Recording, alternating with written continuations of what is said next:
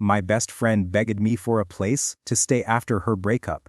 2 days later I realized she wasn't planning to leave, and that she'd brought someone with her. This whole mess started on a quiet Tuesday night when I was cleaning up after dinner and got a string of messages from my best friend Lena. She was 27, same as me, and we had been close since high school.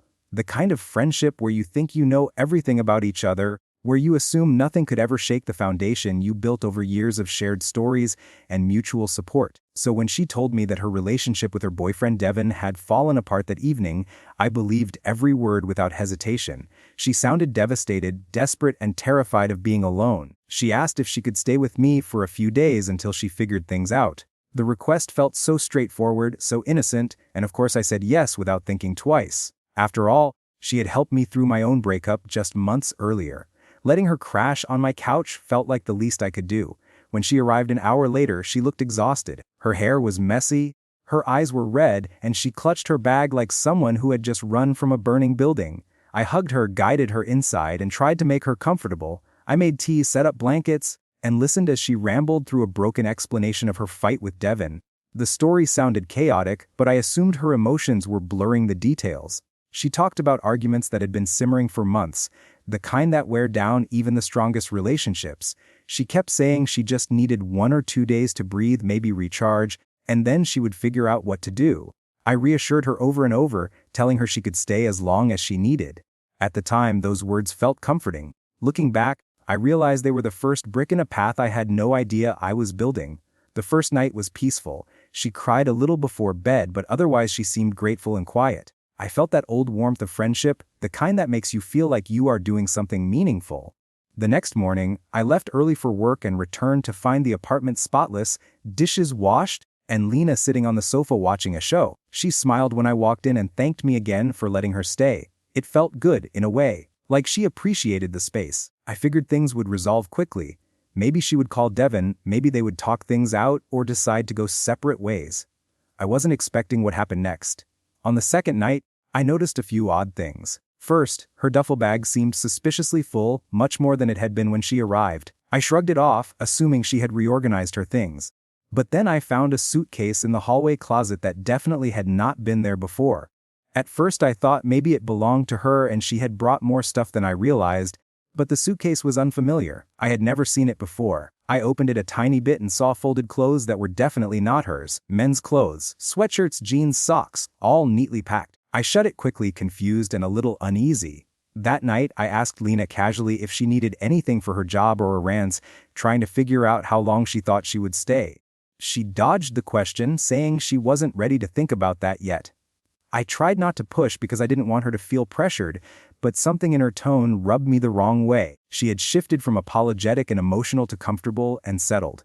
The energy in the apartment felt like someone slowly unpacking and claiming little corners of my life without asking. I kept reminding myself that she was going through a lot and probably just overwhelmed. Still, I went to bed unsettled, thinking about that suitcase.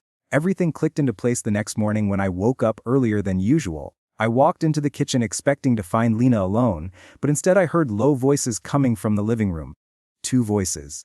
One of them hers, the other unmistakably male. My heart raced as I stepped closer, trying not to make noise. When I turned the corner, I froze. A man I had never seen before was sitting on my couch, casually eating cereal from one of my bowls like he had lived there for years. Lena sat next to him, legs crossed, talking to him softly. They both looked completely at ease, neither startled when they saw me, which somehow made everything worse. I felt the kind of slow, burning anger that starts in your ribs and rises like smoke. In that split second, I realized that Lena had not simply come to escape heartbreak.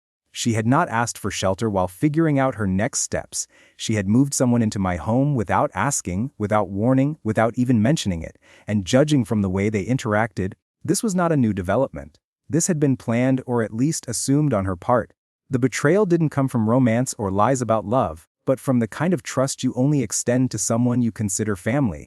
Seeing that man in my living room drinking my coffee and acting like he belonged there sparked a feeling I had not expected. It wasn't anger, not yet. It was disbelief. And right behind the disbelief came the sinking realization that Lena might not have intended to leave after a couple of days at all. She had come with a plan, and I was the only one who hadn't known about it. The moment I saw that guy sitting comfortably in my living room, my brain went blank for a few seconds. It was like my mind refused to accept the scene in front of me, as if pausing would somehow make reality shift into something more reasonable. But it didn't shift. The stranger lifted his hand in a casual wave, not a greeting you give when you are intruding in someone else's home, but the kind you give when you think you already belong there. Lena looked way too relaxed, leaning back against the cushions like this was some lazy Sunday morning between friends. I stood there, gripping the doorway, feeling something heavy settle in my chest. I asked Lena who the guy was, and even though I kept my voice steady, inside I was unraveling. She told me his name was Bryce, saying it like I should somehow know who that was. I didn't. I had never heard her mention anyone by that name, definitely not someone important enough to show up and make himself at home in my apartment. She brushed it off like it was no big deal, like it was entirely normal to bring another person into my place without asking me. She claimed he was a friend who needed a place to rest for a bit. The way she said it, calm and dismissive, ignited something hot in the back of my throat. That emotion that had started the night before, the uneasy tension I tried to rationalize, now sharpened into a very clear sense of being used. Yes, she needed help, but this wasn't help anymore. This was taking advantage of me and counting on our friendship to justify her decisions. The two of them exchanged glances, small smiles, inside jokes even. That was the moment it hit me. This wasn't some last-minute plan. They had been together before she even came to my place. The breakup story, the emotional collapse, the desperate plea to stay with me for a while, it was all a cover. She had come to me because she needed a safe landing spot, not because she wanted space to think. I took a deep breath and asked how long Bryce planned on staying. Lena answered before he could, and she said something vague about not knowing what his situation would be yet. That was enough to make the rest of my patience crumble. I told them both that I had agreed to help her not take in two people indefinitely. The tone in the room shifted immediately. Lena tensed, Bryce looked annoyed, and suddenly the warmth from the day before vanished. It was replaced with something defensive, like they had expected me to just accept whatever they wanted. The rest of the morning was thick with tension. I tried to leave for work, but the frustration stayed with me, buzzing under my skin all day. When I returned home later, I found the two of them sprawled on the couch again, watching a movie with snacks on the coffee table. They looked far too comfortable. My apartment no longer felt like mine, and that realization locked into place as I noticed they had moved some of the furniture around. Nothing too dramatic, but enough to send a message they were settling in. By the third day, I began noticing more changes. My toiletries in the bathroom had shifted, as if someone else had been digging through the cabinet. Food I had bought was gone, replaced with cheap takeout containers that neither of them had bothered to throw away. My spare blankets were in a heap on the living room floor. The apartment felt smaller with the presence of two people I didn't invite.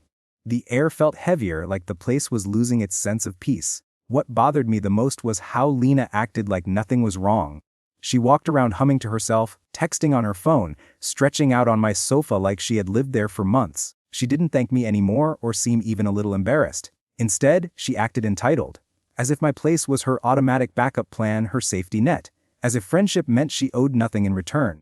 I kept thinking about all the years we had supported each other, the times I had defended her, the times I had listened and comforted her. It was hard to reconcile that with the version of her sitting in my living room now, ignoring the boundaries I had never imagined she would cross. Eventually, I pulled her aside. I told her we needed to talk. She rolled her eyes, which cut deeper than I want to admit.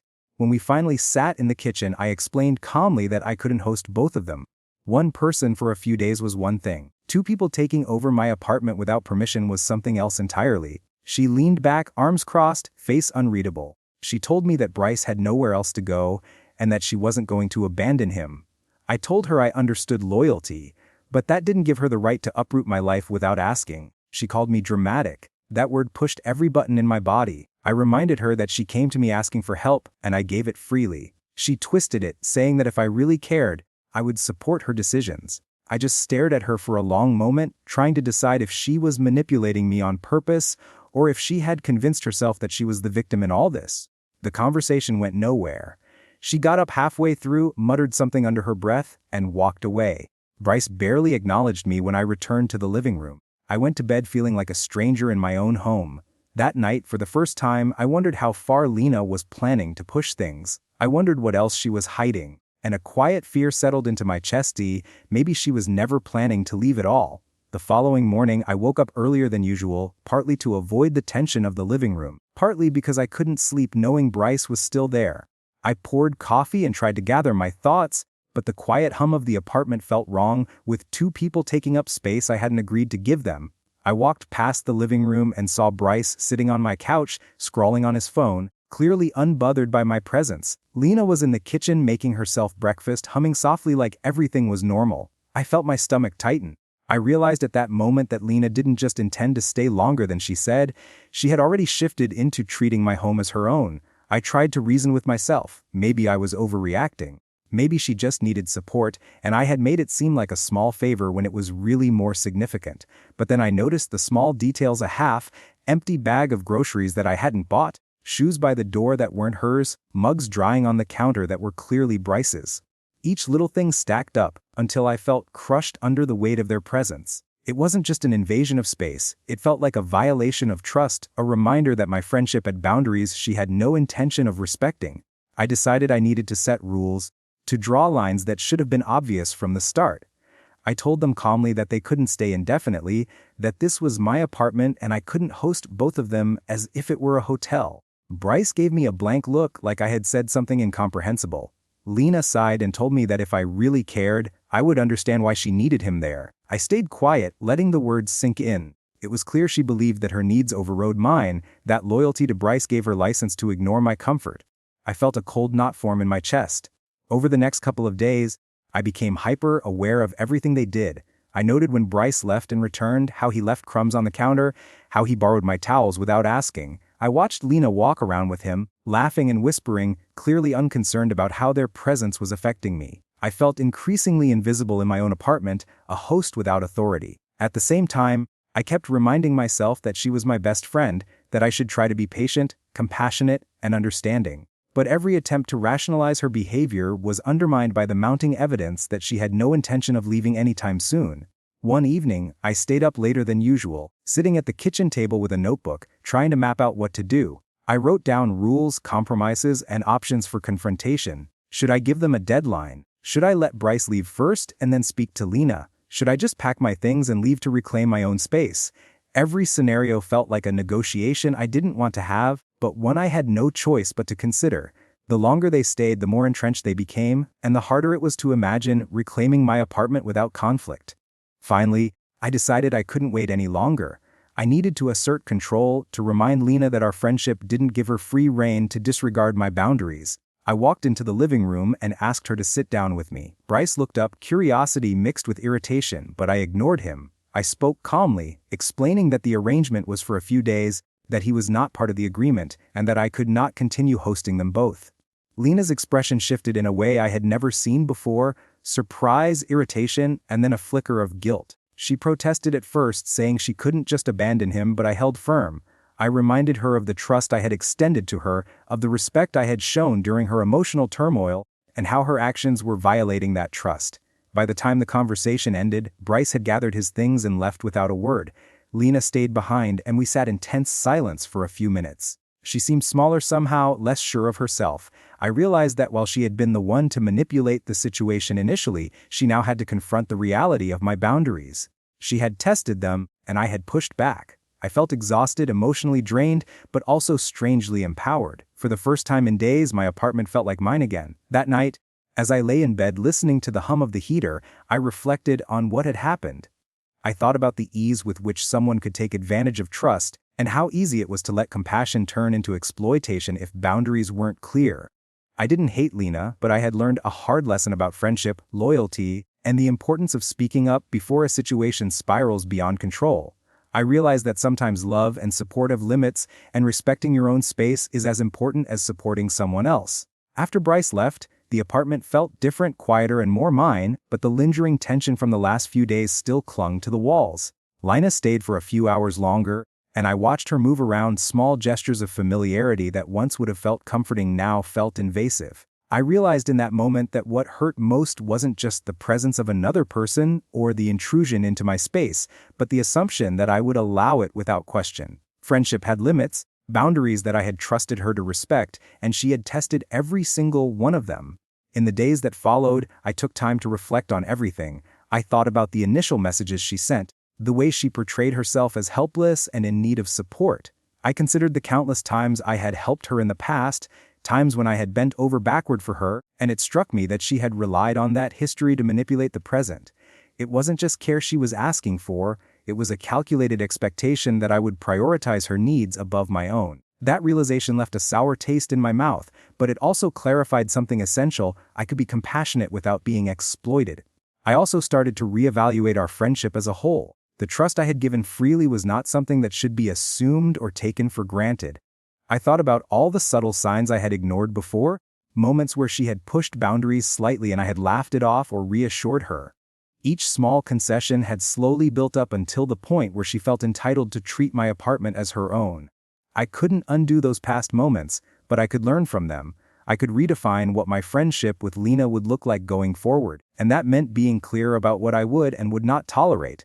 Gradually, life returned to a new normal. I reorganized my apartment, reclaimed my kitchen, my couch, my bedroom. I bought a few new items just to mark the space as mine again, small things that reminded me I was in control. The sense of intrusion faded with each day, replaced by a growing confidence in my ability to assert boundaries. I started spending more time outside my apartment, reconnecting with other friends, and engaging in activities I had neglected while preoccupied with Lena's turmoil. The freedom of living without the weight of uninvited company became surprisingly liberating. When I finally spoke to Lena again, it was on my terms. I set clear expectations about visits, overnight stays, and respect for my space. She apologized in her way, vague but sincere enough to acknowledge her mistakes. I forgave her, not because she had earned it fully, but because holding on to resentment would only tether me to the stress she had caused. I realized that forgiveness didn't mean returning to the same dynamic. It meant allowing myself to move forward without carrying the burden of her choices. Looking back, I understood how easily kindness can be mistaken for permission. It is a lesson that came at a cost, but it was necessary. I had given freely of myself, and I had been tested, but I had also learned to reclaim control and protect what mattered most: my life, my home, and my sense of self-respect. Lena remained a friend, but one whose boundaries I now navigated with caution. I learned to trust, yes, but to trust wisely. By the time the week ended, the apartment was fully mine again, quiet and orderly. I could sit on the couch, sip my coffee, and breathe without that gnawing tension in my chest. The experience had changed me, sharpened my awareness of how easily trust could be taken for granted, and reminded me that loyalty works both ways. Helping friends is important, but protecting your own space and well-being is just as vital. I finally felt that balance, a hard-earned peace that made every prior moment of stress worth enduring.